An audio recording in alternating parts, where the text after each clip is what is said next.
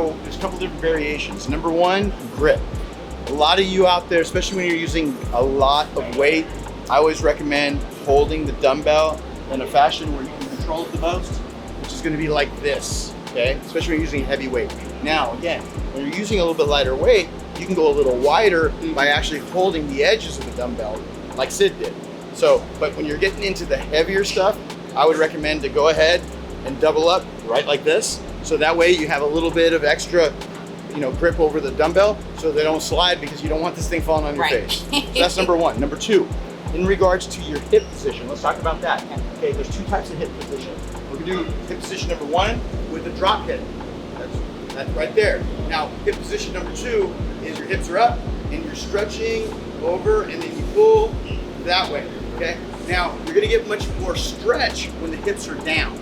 So when your hips are down, you're gonna get much more stretch and a lot more range of motion. But it does make the version harder. But I recommend trying both and seeing what works best for you. But you will get more stretch if your hips are down. Which one do you prefer? With your hips down or with your hips up?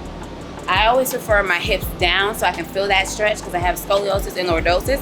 So of course everybody knows your lats attach into your hips. So when I'm stretching back, it allows me to keep my lordosis where my spine naturally sits, and I get this stretch for where my back is. So I'm able to get that full stretch for the length of my lats and really pull through and feel the full contraction. Yeah, for those of you that don't know what lordosis and scoliosis, the scoliosis is a natural curvature in the back. Well, sometimes it's slight and sometimes it's much more severe. And lordosis is actually the curvature when it goes in towards your belly button. So you're getting depth going inward.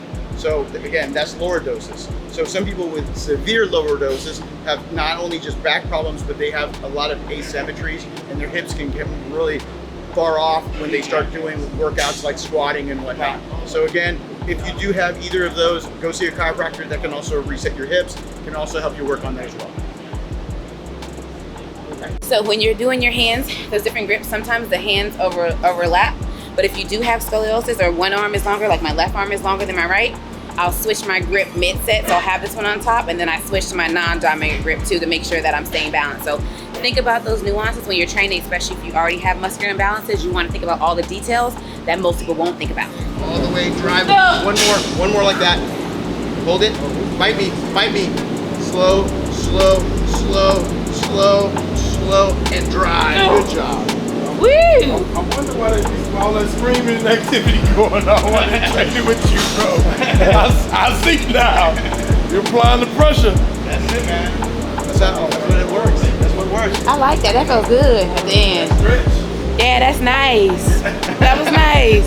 I like that. I was scared for a second. I'm like, oh, I'm gonna pull something. That's what it feels like, right? It does. Close to You're it. like, oh, I don't know if you should be pushing on this, but it feels good in the end. No. It feels good in the end because it's over. Yeah.